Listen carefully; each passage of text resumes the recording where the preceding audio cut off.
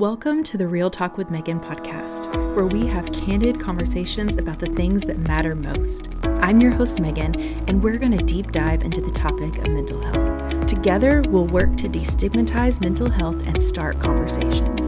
So sit back, grab a cup of coffee, and get ready for a real and raw conversation about mental health on the Real Talk with Megan podcast.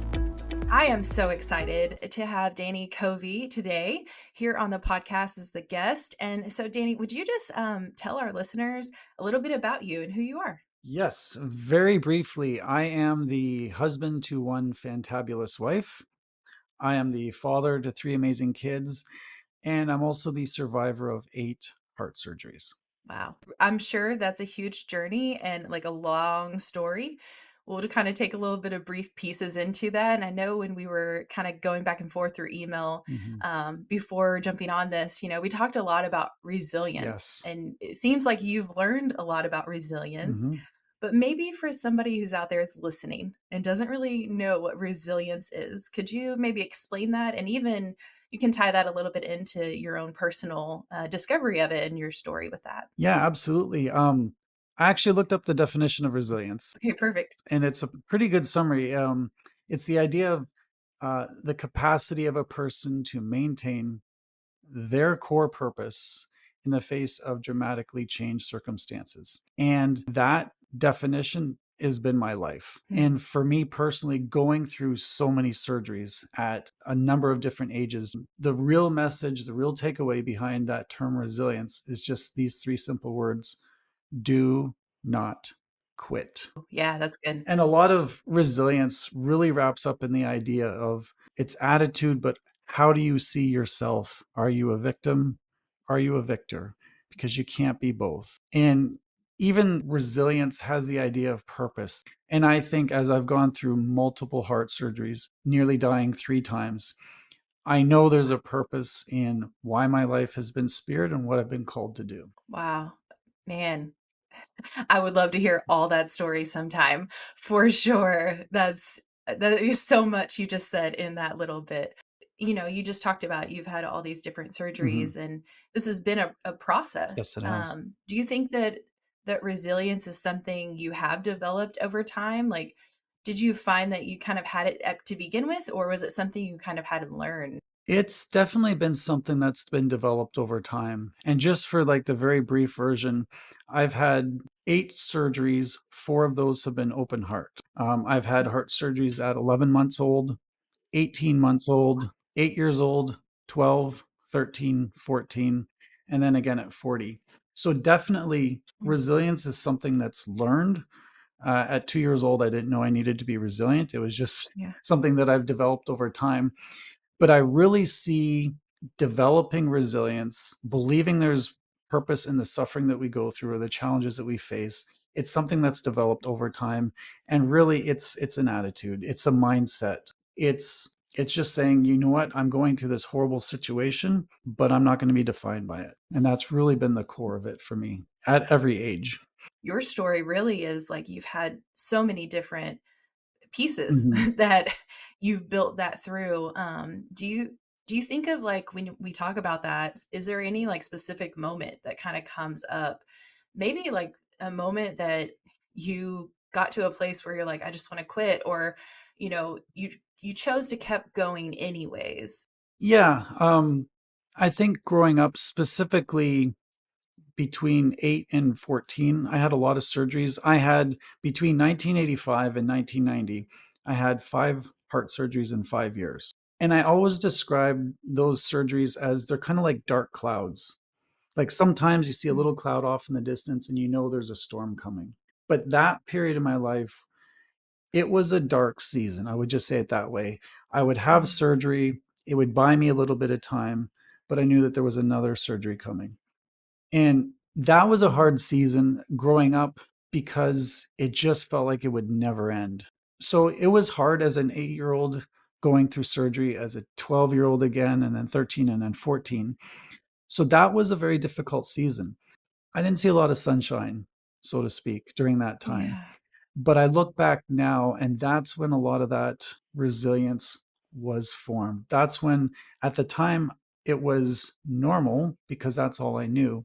But over Mhm. time, I've had perspective on it and just developed, hey, this is something that's been allowed and something that I'm going to go through, and it will build me up for a purpose.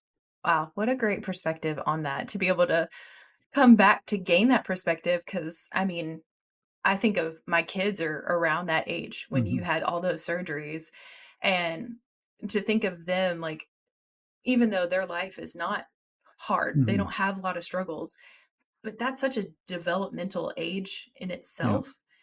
To add that on top of it, like, to get to the place you are now, you're sharing your story, you're telling other people about it so that no matter where they're at in life, like, they can have resilience that's too. right. They can Yeah. grow that. If it doesn't come natural, that's okay. Like, that is something we work to build, Yeah. right? And it wasn't always something that I had, like I didn't have all this figured out at 8. It was just something I went through, and Yeah. over time you gain that understanding. Yeah, and I wanna go back to something you said a little bit earlier. You phrased choosing to be a victor, not a Hmm. victim. Will you explain that a little bit more? And then how choosing that impacts, the way you see things, or even, like, if you face setbacks, whether they're big or small. Yeah. Really, like whether you're a victim or a victor, it doesn't depend on your circumstances necessarily. We've all been victimized in some way. We've all been given a raw Mhm, deal, or something bad has happened that we don't perceive we deserved. And that's not what I'm talking about, because we've all gone through hard things. mhm, Now, what mindset you have in that, that's huge. And I've decided, despite, not having the health that other people have had, not having, been able to do things that other people had. I joke, like, I never knew my gym teacher growing up. mm. I heard he was a nice guy, but I never did gym class. I never did sports until I was an adult. And I did a thought experiment. And this was huge for me because, yes, I've gone through hard things, but I am not a victim. And a victim says, you know what? This stuff happens to me. I don't deserve this. Why me? And my thought experiment was this: if I chose to see myself as a victim, what kind of a father would I be over time? If I chose to see myself as a victim and all this horrible stuff has happened to me, what kind of a husband would I be? What kind of a worker would I be? If I failed to see purpose in things, if it was all just random and just no reason, how would that affect every single relationship around me? And then I contrast that to, yes, I've gone through some very hard things, but I'm choosing to be a victor. So if I'm a victor, what kind of an example is that, even to my parents, as they helplessly watch me go through hard things? What kind Mm, of effect does that have if my spouse watches me and she sees, you know what, yeah, he's gone through these hard things, but he's not staying there? Or what I think about this now more than ever is, what example does that leave for my kids? mm. Because they're watching and people around me are watching. So I think when you think of things in terms of that way, I like to say it this way: whether you believe it or not, act as if there's purpose and reason and that God is doing something in your hard times. Yeah, that's so good. And you see that, like, you see the people who are acting as, in that victor mindset. Those are like the inspirational stories we Hmm. hear.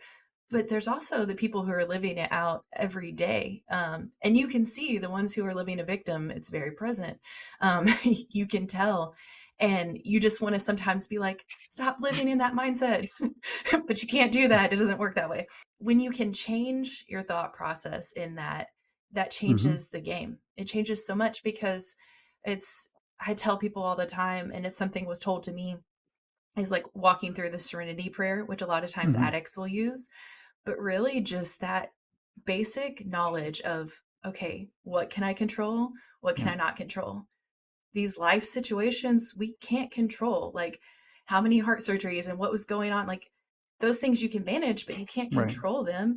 And so realizing that, like, you get to that point and then you're like, okay, but I can control the way I respond, Yeah. what I do with it, how I spend my time, all those things. And when you can start to shift your mind, whether it's something as big as a diagnosis or a health issue, or something as small as, just a life situation that happens, if you can put that in perspective, man, it changes so much for you. And that's something I tell my girls all the time. And sometimes they get annoyed with me because they're like, I'm like, what can you change? They're like, my attitude. I'm like, yeah, I know.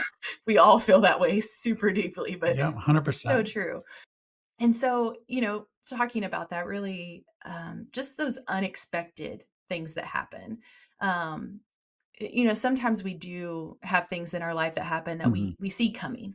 But when something hits so unexpectedly, sometimes that can feel like we're hit out of left field, that, you get a surgery that comes up that you didn't expect to happen, or a diagnosis.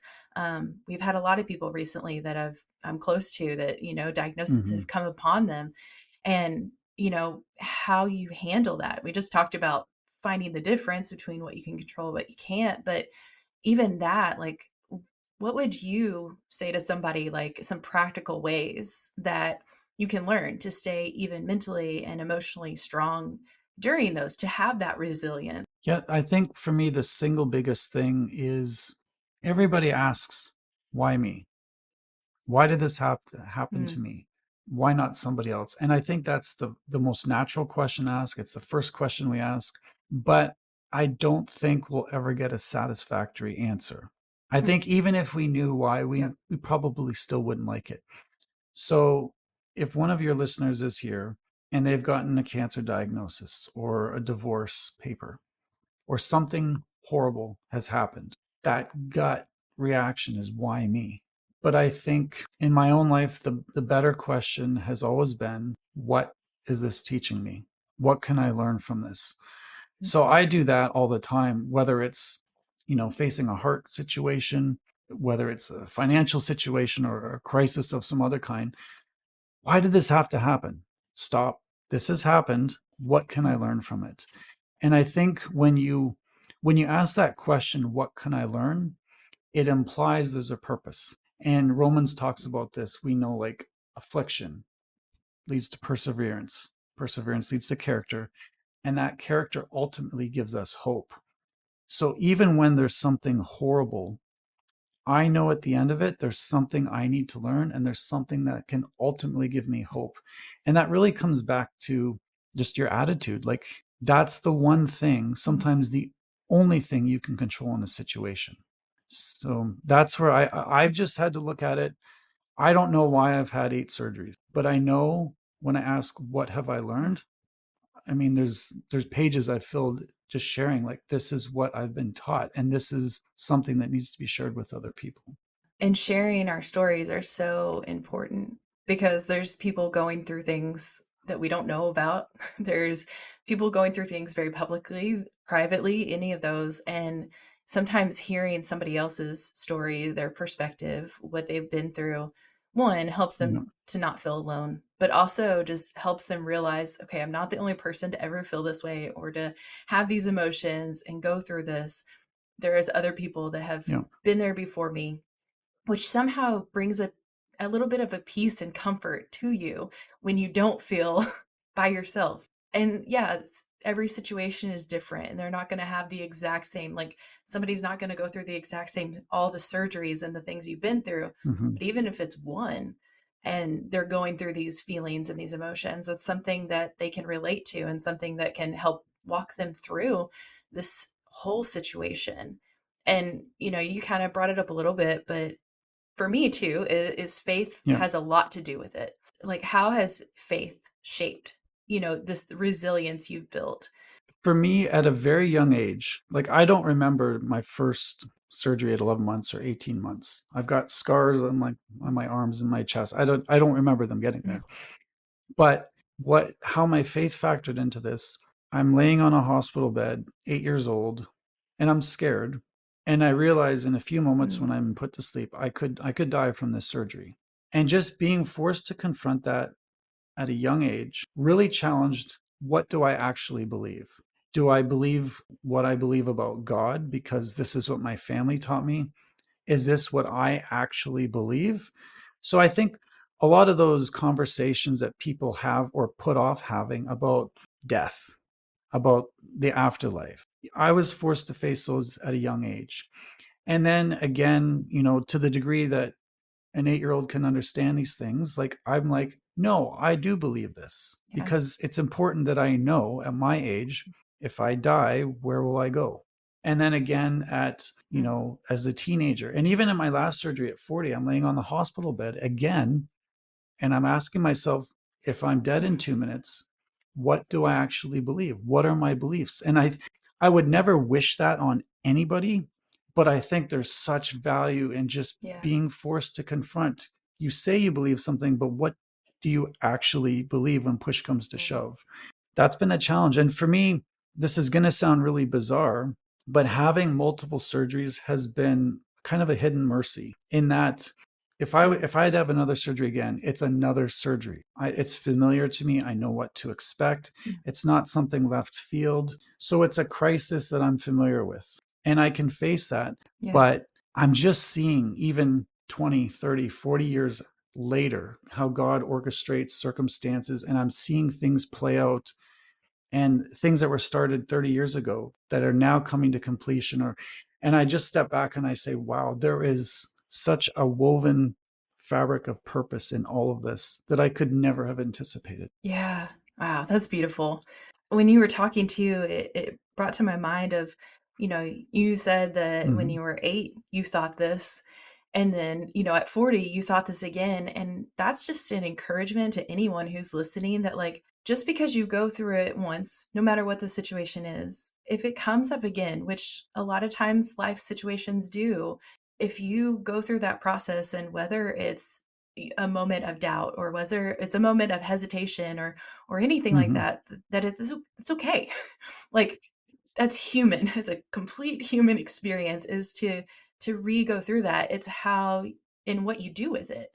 And you, every time you've taken it to, okay, I know what my true belief, I know what my value is, I know where I stand with God, and that's incredible, Mm-hmm. where that's that whole perspective, and having that and being able to be like, okay, I know where I am. Yeah, this might be a hiccup I didn't want in my life. This might be a place I didn't want to have to go again. But man, God's grace is so much bigger than anything you're going through. And like, having those thoughts and Mm-hmm. feelings, it can be normal. And it's what you do with them and I'm that's what resilience is, right? Is we're getting to that place. That doesn't mean you don't have doubts, you don't have struggles, you don't have life that sometimes just sucks.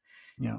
We still have that because we are live in a fallen and broken world, but it's how you respond to that. Mm-hmm. And that's exactly what you're talking about. Yeah, and I don't mean to sit here and say like I've got it all figured out and I've always managed it well. I don't. I still have days that I struggle, but I know it's me Mm. struggling and not, Yeah. God's let me down or something's gone wrong. I know it's some area that I'm not seeing Yeah. properly, and I know it's temporary too. Yeah. You have a book called Scar Tissue, which I already told you. I love the title, that it's has so many meanings. I would love for you just to maybe explain a little bit behind that term and what that means and how that plays into resilience. Yeah, so I had during the pandemic, I just felt very burdened that I needed to do something creative. I'm my background's in art and marketing and design.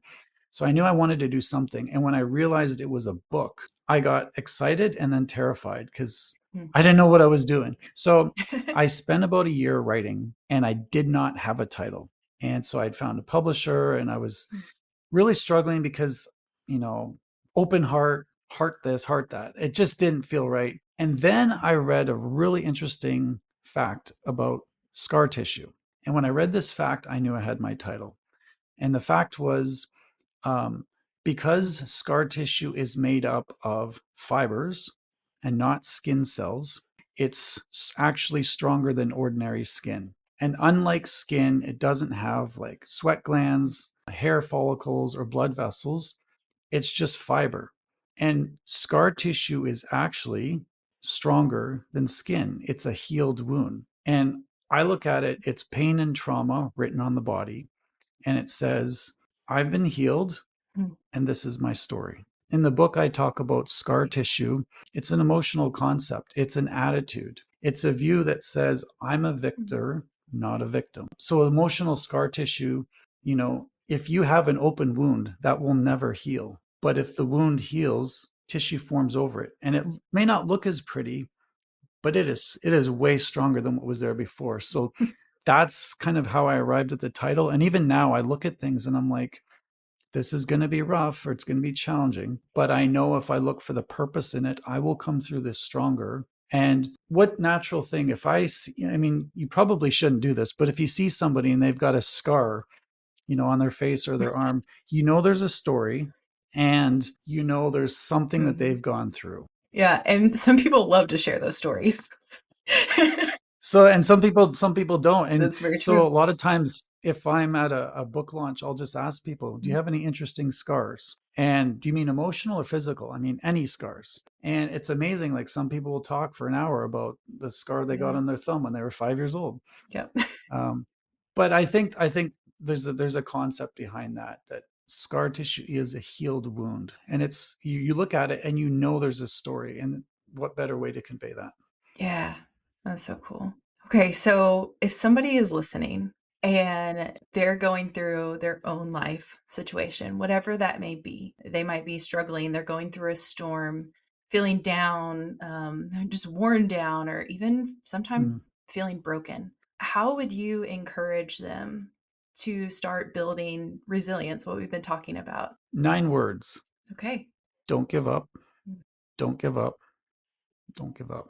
Mhm. And I would say behind that is just, again, we've talked about it. Assume there's a purpose to what you're facing. Ask the why, but realize you may not know why. Mhm. Start asking what. What is God teaching me? What can I learn? What is there that I can grow through in this? And I would say the big thing in a lot of this, when you start asking what, there's things that you can be grateful for. And I think it's not denying the badness of a situation, but it's you have to embrace, yes, the situation may be horrible and Mhm. life threatening, but look for things to be grateful for in that. And so in my own life, there's lots of things that I can be grateful for, that it's been me having surgery, not one of my kids. It's been heart surgery, something I'm very familiar with. So I look for the little things to be grateful for. If one of your listeners is in the middle of a storm, you won't know the answers a month out, 2 months out, a year out, Mm. but you will have grace for today. And sometimes that's all you need, is just, here's what I need just for today. What small thing can I be grateful for today? And then repeat that tomorrow and the day after. Mhm. And that's how you get through. You don't have a 10-year plan that all works perfectly. You've got sometimes an hour by hour plan that you're just crying through, and that's how you get Yeah. through it. Yeah, it's really one step in front of the other. Yeah. I encourage so many people with that because it's really all we can do sometimes. And there are some times that you can have a plan, you can figure things out. But like you said, there's a lot of times that when something really hits hard, you just got to step one foot in front of the other and keep moving forward. Don't stop. Don't stop Yeah. fighting. I tell people all the time, like if you feel like you can't fight anymore, reach out for somebody. Reach out to me or reach out to somebody that's a safe person in your life, Hmm. that can help you fight along the way, because that's what we're meant to do, life together. We're meant to be together, to support each other, to bear each other's burdens. That's literally what scripture says. Yeah. And so if we do that, we build this huge family that can help us along the way. And that's so important to have some people that are supporting you. All right, as we're kind of wrapping up, there's been so much good stuff, and I hope that everybody is taking something away from this, because I definitely am. But is there anything you would want to leave our listeners with? Yeah, I alluded to it earlier, but when I was challenged to write my book, I was excited and then terrified. But I also got deeply convicted, and I actually started crying when I read this quote, because I knew this is why we go through hard things. And I'll just say the quote. It's by Brené Brown, and it says, "One day you will tell your story of how you've survived what you're going through now, and it will become part of someone else's survival guide." And when I read that, that's why you go through hard things, because somebody else needs you to go through that well, because they're going to face a hard thing. So, suffering well, as horrible as that sounds, think about, there's other people that need to see you suffering well. And I think, I can't help but think of our ultimate example, Jesus' story of overcoming death on the cross and becoming part of humanity's survival guide. He suffered well, he was an example for others. It wasn't just for himself. So I look at it that way. If you're going through a horrible time right now, a hard season, a difficult circumstance, ask the what, suffer as well as you can, because tomorrow somebody will be looking at you saying, how do I get through this? Well, Danny, thank you so much for being a guest today on the podcast. And I'll put all your links in the show notes so people can find you, they can find your book and go read it. Or I believe it's an audio too, right? Yeah, it's on Amazon. It's a book and it's an audiobook as well. Perfect. I love audiobooks. That's why I do a podcast too. So we'll make sure that people can find it if they want to know a little bit more about you or read more about your story and find out more about resilience we talked about today. And hopefully it was an encouragement to people as they were listening. So I just want to thank you again for being a part of this today. Yeah, thank you so much for having me on. And to all your listeners, don't quit. Thanks for listening to Real Talk with Megan. Remember, you are not alone. Seeking help is a sign of strength, and taking care of your mental health is just as important as taking care of your physical health. We'll see you next time for more honest conversations.